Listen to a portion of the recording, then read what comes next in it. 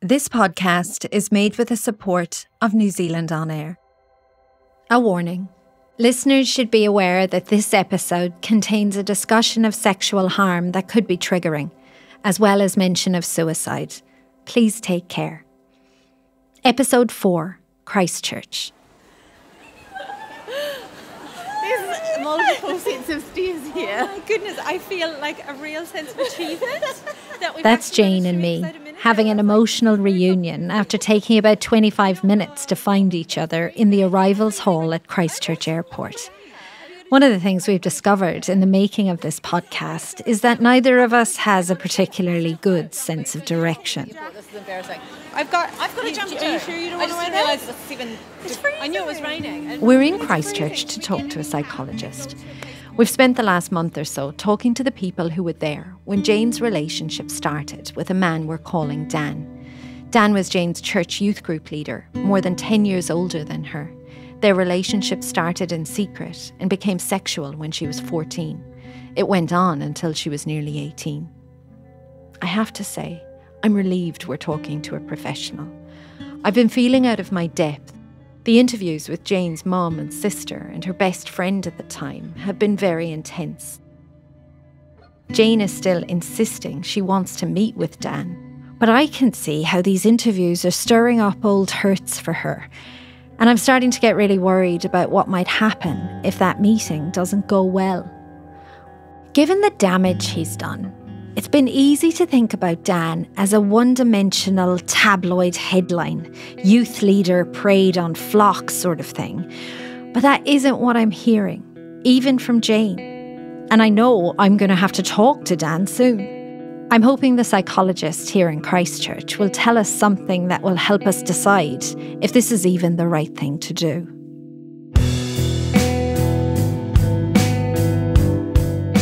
I'm Noelle McCarthy, and this is Dear Jane.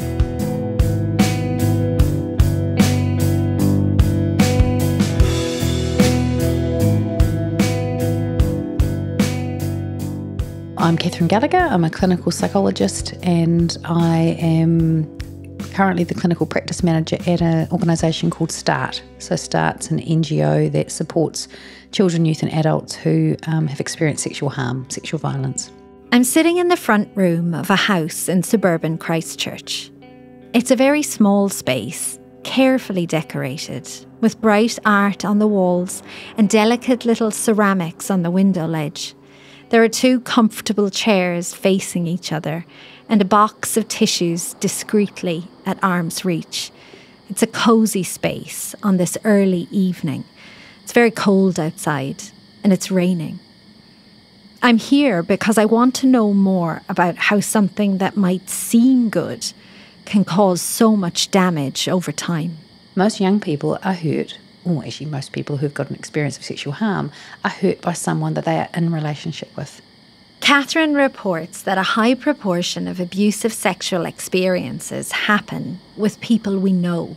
So that fact that there are confused relationships, the fact that here's this person who can be a source of love and kindness and fun and gives me a sense of specialness, is also someone who is doing some harm, is really confusing. Can it be love in one person's head and still be abuse? I think that's such a good question and observation, because I think absolutely. You know, I don't know the case, I don't know the details, and hopefully, that's, I'm not wanting to step outside my lane there. Just to be clear, Catherine said before we met that she can't talk about the specifics of Jane's story. So I've given her a broad hypothetical of a young teenager and her youth group leader who is 10 years older. I think that's where, people can get themselves into pretty sticky situations because, in my frame now, as a 25-year-old man, we could argue about his emotional maturity, his way of being in the world, what he found challenging about being with someone his own age, that might have made being with a 15-year-old much more attractive because maybe she was more compliant and kind of looked up to him as though he was the sun and moon and stars. So there may well be things that were very seductive and attractive. Now, when I say seductive, not that this was Jane's attempts to seduce. Absolutely not. But just that actually I'm seeing some things about my capacity to control and seeing that adoration, seeing that trust that she looks at me with, experiencing the trust that the other family members hold in me can feel very attractive. Catherine says it can be very intoxicating for the young person caught up in that sort of dynamic as well. Especially if that person is saying to you things like, we are in love. And actually, I might be in love with this person. That person might be saying, you're special. You're the only person for me. All of these things, which again, if we have grown up on a diet of romance and once in a lifetime love. Dear Jane, I can't wait until camp. 1 year anniversary for you and Dan. You're so lucky you've found your perfect man. I'm still waiting. No luck so far. I think I'll wait and see who God chooses for me. I'd better go now. Love you heaps. Especially as a young teen or adolescent, this is what our movies are about. Hey, this is what our songs are about. This is what we sort of dream and actually, that doesn't stop at adolescence, right? It happens throughout life that's what we fantasize about. That's where the grown-up, needed to and was morally responsible for and legally and ethically responsible for saying, I might have some feelings towards this young person. That is not okay. I need to go and get some help about that. I need to go and put some boundaries in place. I need to remove myself from the situation because I was not in a position to be able to enter into that relationship, and that's on me. Okay, so this is clear. And this is where it's actually useful that we can only speak in generalisations. Even if Dan did feel like he really loved Jane, that's not what really matters. Dan was the adult in the situation. And acting on those feelings the way he did, it hurt her. Having a sexual relationship with Jane hurt her. And that hurt is still playing out. I looked at my nieces and thought if anyone went near them, I'd fucking kill them, I was a child. Jane's not here right now, in this room with me and Catherine, because she's sick. We planned this trip to come down and talk more widely to a professional about how sexual harm affects young people, confronted by the kind of situation Jane found herself in. At the airport earlier when we met, she was her usual upbeat self. I've got a jumper. Have you got a jumper? I didn't bring a jacket. But as soon as we got to the hotel, she doubled over with stomach cramps. She said it might be a virus, something she got from her kids. And it might have been. People get 24-hour bugs, I know. But the timing was suggestive all the same. One of the things I found out today is that Jane hasn't been going to the therapy sessions we agreed on. I'm a bit freaked out by this. I don't think therapy is a silver bullet, but I know I'm not qualified to be her sole support. There's one other thing Catherine says that really strikes me about the impact of this experience, what it might be like for someone who's been through what Jane has. I think that, we are shaped by our early experiences of relationships. We're shaped by our early experiences of being sexualised. And if those two things are combined, then of course there's going to be an impact there. And it sounds like, again, it wasn't just the sexual stuff. It was how he behaved, because he might have behaved in that way to get access to the sex. But it was those things combined, hey, in terms of how she learned that this is what relationships look like. Hearing this from Catherine, I think back to something Jane said the very first time we talked. I believe because of what happened to me as a teenager that I have always been in search of this person who's obsessed with me, and that's not normal, that's not right. So I have then had these relationships where I'm not getting that same level of attention and affection, and ultimately I sabotage them. Well, that's what I believe. And then once they're gone, it's like my world's fallen apart. Intellectually, Jane can see she wasn't responsible for what happened when she was 14 years old. She said as much, but emotionally, she might still be carrying a lot of the weight for this. There's a whole lot of dynamics there that happen in these situations where the victim, has this experience of feeling blamed. that actually stopping it was their responsibility. Now, if this started when she was 14, the responsibility was only ever with him. He started it. It becomes very difficult for someone who gets ingrained in this kind of relationship and feels, and is told what they need to hear, and is probably also told that if people do find out about it, there might be judgment and negative consequences, and negative consequences certainly for them, but negative consequences maybe for the person who's done the harm. And so, would you want to do that for me? And it'll mean that our relationship ends, and you don't want that, do you? So there can be a real con job that goes on. And I say con job, it could absolutely be what this person believed and felt. But the reality is, as a young adolescent who's been shaped by this person, to see them as the one who's in charge, to see them who's the one who makes the decisions, to see that actually if they're asking me to keep this secret, they must be doing that for a very good reason. That we're special, that we're above and beyond the rules of normal society. Jane's situation was slightly different to what Catherine is sketching out here. Jane never had to be told by Dan to keep things secret. She told me that she knew instinctively, right from the time he first kissed her, that it had to be secret. He was her youth group leader, after all. And it was only in the beginning that nobody knew.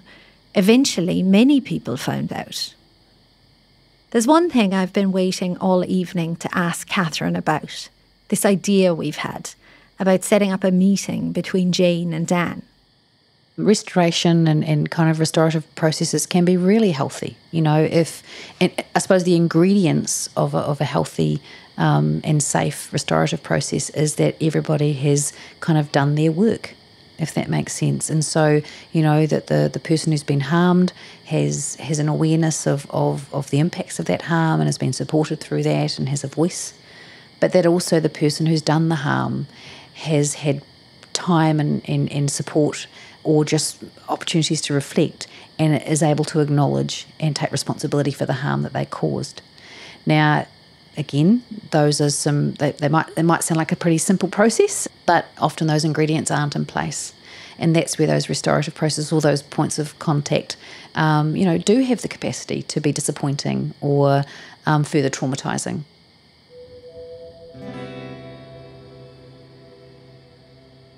More trauma. That's not what we're after. Catherine is saying everyone has to do the work. It sounds like Jane and I are going to need to have a conversation. And I guess we also have to engage with what this means for Dan. Back at the hotel, Jane's still sick. That night, I can't sleep. I get out of bed and start talking to myself. I'm just a bit worried about how it could go wrong. The producer in me is just thinking of all the different ways it could go pear-shaped. I'm concerned that sitting down with him, if she does it, it's not necessarily going to provide validation of her feelings, or I don't know what it'll provide because I don't know what he'll say. And also, I just want her to be supported, and I feel, well, she's sick, she's sick next door, and she was sick earlier, and I feel quite powerless. I feel like I can't help her. And after talking to Catherine tonight, I wonder if what we're doing will be helpful.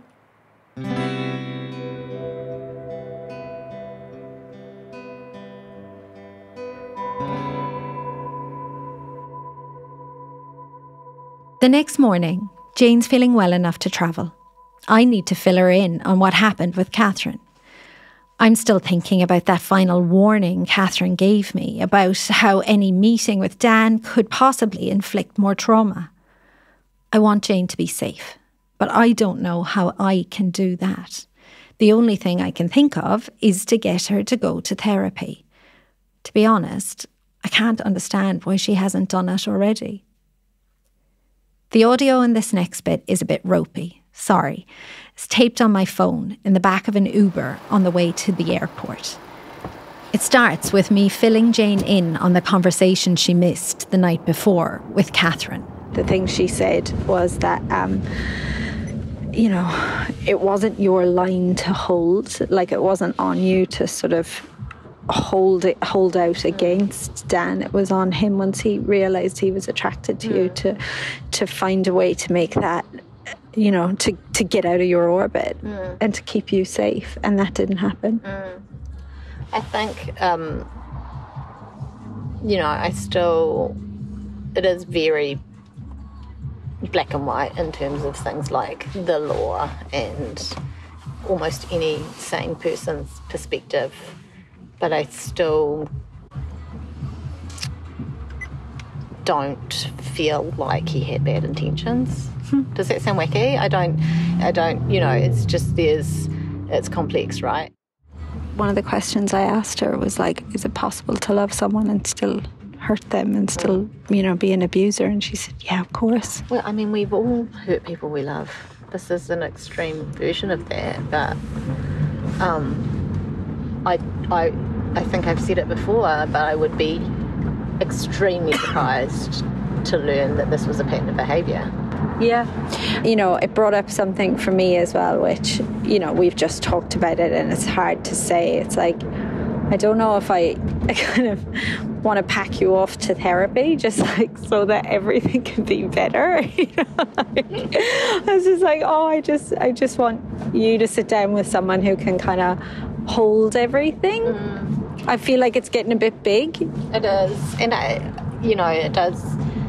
When you start to pull away at the threads of these things, other things start to unravel. And I do need to get into therapy. And it's not, I've been in therapy for years and years on and off for various other things that, you know, probably do all stem back to childhood, teenage years, all of those things. But I've never properly unpacked this with a therapist, because most of the times I've been in therapy have been at crisis points. So it's been about dealing with the here and the now and getting me back on track and getting me, you know, out of bed in the mornings, and not so much the long tail of something like this. So so while I have had lots of therapy in my life, and there have been therapists who have known that this is something that happened to me, I know I downplayed it for a start, and I'm sure that any therapist would have seen me downplaying it and thinking, okay, she's not ready to open up about this yet. But also, I just haven't dived into it. So now's definitely the time. Probably should have done it a long, long time ago. You know, the biggest thing for me, Noelle, has been just realising that it wasn't my fault. Yes. Like, that's the biggest. I can't underline that enough.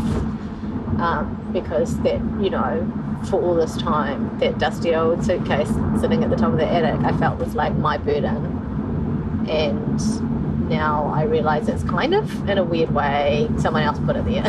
Yes. And if I can sort through it and then chuck it in the skip bin,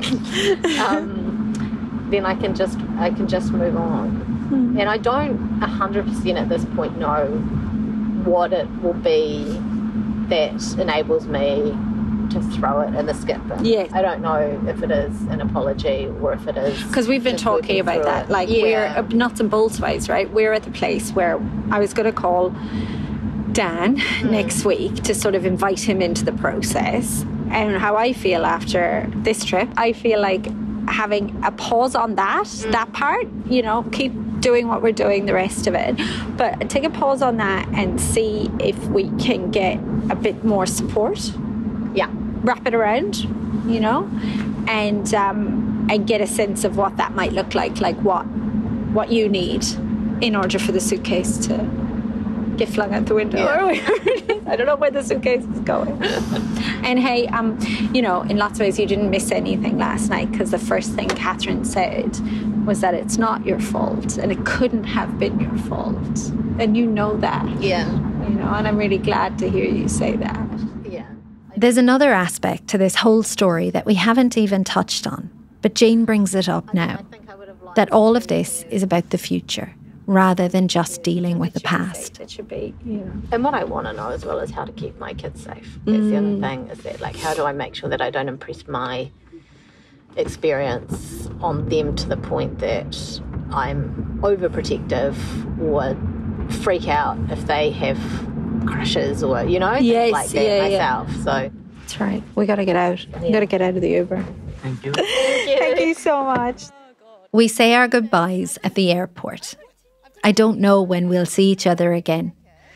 After that conversation in the back of the Uber, we agreed to press pause on contacting Dan, at least until Jane's ready for everything that might entail.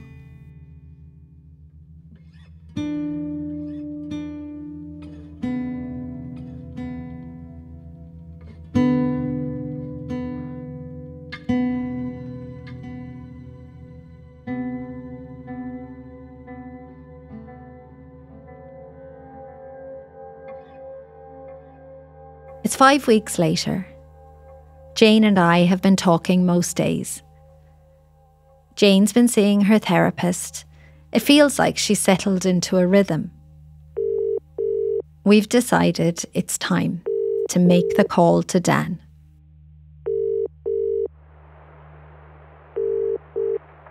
Hi, it's Noelle McCarthy here. Do you have a moment to speak? I'm calling because I'm making a podcast series with Jane about the relationship that you had with her that started while you were the youth group leader. And we want to give you the opportunity to have your voice in the series. So at this stage, I'm calling to see, in the first instance, if you might be open to having a meeting with me. Dan is polite, but understandably guarded on the phone. He stays on the line though, which was, honestly, a bit surprising. We spoke briefly, long enough to tell him about the podcast and to explain why I'm asking him if he would like to be involved. This is a lot to throw at someone. So I ask if I can call him again in a few days' time, once he's processed it a bit more, maybe got some support. He says he's happy to do that. A week later, I try him again.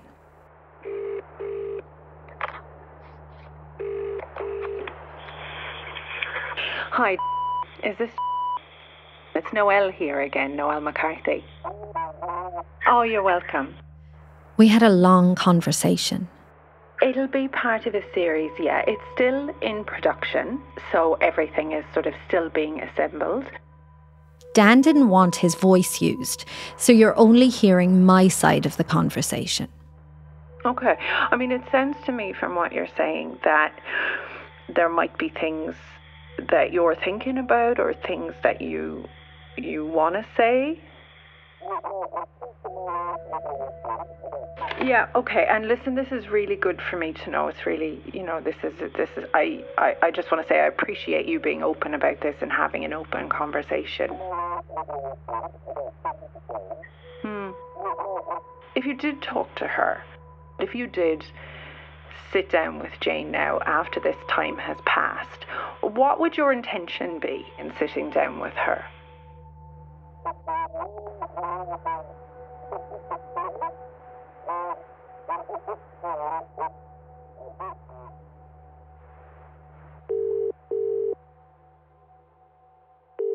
After I hung up with Dan, I immediately called Jane. Hi. Hi, You've spoken Jane. to him. You've spoken to him? I have. Much to my surprise. Me too. He's really willing to engage in this, I guess, is the first thing that is important for you to know. He's really willing to, talk to me and you. And he wants to talk. I'm bearing the lead. He is very willing to have a conversation with you if that is something that you would like, if that is something that you are open to, but not on mic. Okay. He's thinking about his family. He's thinking about, he's thinking about all the things that people think about, I think, in these scenarios. But in things we've thought about too, right? Like that tension, I guess, of like, that as much as the impact on me is very real and so on, it's like, at what point are we creating unnecessary impact on people who are complete innocent parties?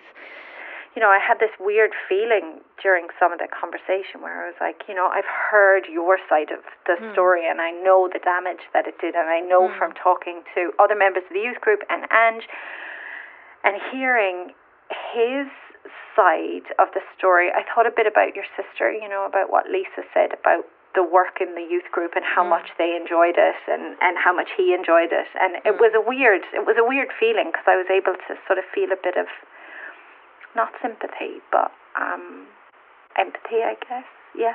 Like, there's part of me that was worried that when you spoke to him, he would deny or play down or what have you. Because that's not the person that I knew, right? Like, the person that I knew was someone who was very committed and loyal, and the way that played out and isolated me from other people and that kind of thing. So again, there's the impact, but the intention, I guess, for him was we both thought we were going to be together. It was like Romeo and Juliet. Like, we shouldn't have been together. We knew that, but, you know, us against the world kind of stuff, I guess, which is not very realistic. It's, you know, it's the stuff of fairy tales, it's the stuff of Shakespeare. But, you know, because it's the stuff of fairy tales and Shakespeare, to actually kind of feel that in real life felt like was very exhilarating, I guess. Yeah. Look, there was no denial. There was no minimization. I would have been surprised if he had denied it flat out. I mean, I wouldn't have been surprised if he said, I don't want to comment, or, you know, something that shut things down. But I would have been surprised if he was like, that's a fabrication. That would have really, really shocked me and really, really hurt me. Jane, he didn't even challenge me. I feel so conflicted. Yeah, I feel really conflicted, I think, because I don't know how to take it, because even hearing it secondhand through you is a little bit like taking me back there, right, and forcing me, because I cringe. I don't know why, but I have like a cringe response, which I'm sure, and I'm already thinking of like, oh, that would be hard for him to hear. Like, why am I feeling sorry for him? But I have a cringe response to the idea of us being in love and that kind of thing, even though I knew that that's what I felt. There's still part of me that's like, but I was too young to really know what good, safe love is. So I'm basing it very much on surface level, I don't know, hormonal responses, or like... You were 14. He was an adult. You know, this is the difference. And I didn't have the adult mind to kind of think about, But the other thing that I think, you know, anytime I feel myself kind of feeling bad for him because of what we're doing and how that will impact his life, it's not my MO to go around and like screw up other people's lives. And that's not what I hope to achieve with this at all. That's not the intention. I'm pleased to hear that he wants to talk to me. It does make me nervous and my heart race a bit, but I'll think on it and just make sure that that's definitely what I want to do. But also, when I have these moments of feeling sorry for him or empathy or whatever you want to call it, is reading through some of those annual reports on the youth group and thinking about the way that he used to talk to the group and be very judgmental and be very black and white about things, and then literally on the way home, dropping me home, would be fooling around with me in a way that was like, you know, purity was a big thing. I mean, I don't think we use the term purity, but that's like the common use of the term now. Back then it was like fornication or, you know, premarital sex, but that was such a huge no-no. That was a topic a lot of the time at youth group. And then he would drop me home from those same youth group sessions, and we'd fool around in the car in a way that was like, I struggle to reconcile that side of it that is quite clearly wrong. Sometimes I'm angry, sometimes I'm sad, sometimes I know. I don't want it to mess with your head, you know, and I do want, if you talk to him, I want that to be because, not because you feel you owe him anything or anything like that, but just because you want to be heard. No, yeah, I mean, I feel like he owes me that, in a way. I feel like he owes me the opportunity to tell him in my words. It's really weird to think that you're even talking to him, honestly. I need him to know that everything that I will say to him is my true feelings.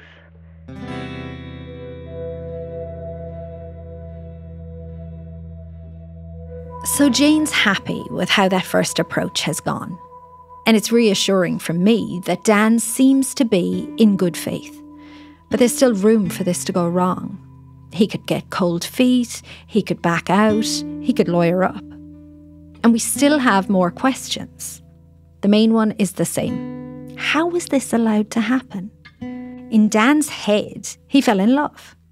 How come he was able to act on that? It was a youth group. Where were the other leaders in the church? Why didn't anyone step in? What responsibility do they now bear for what happened on their watch?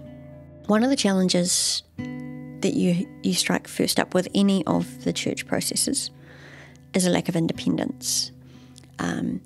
All of the processes are run by people who are associated with or work for that church.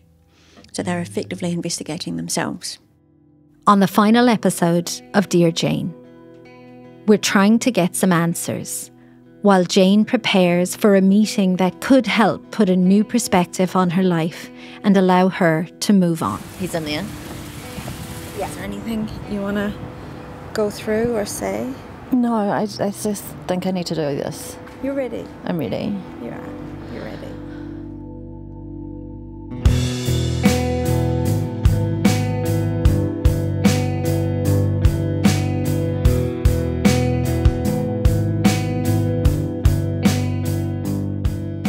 If this series brings up any issues for you, there is help available 24/7 on Helpline. Free call or text 1737. And for more resources, you can visit the show notes for this episode of Dear Jane.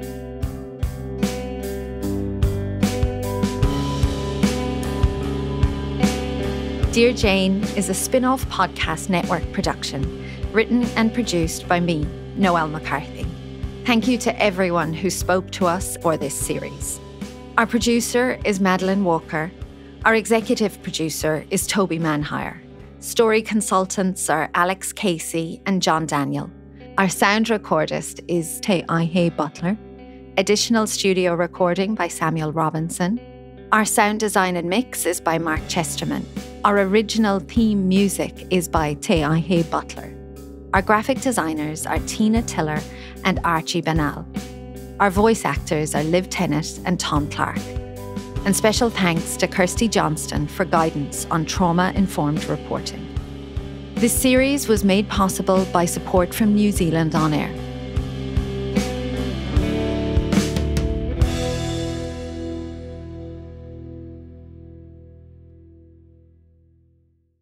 Mm-hmm.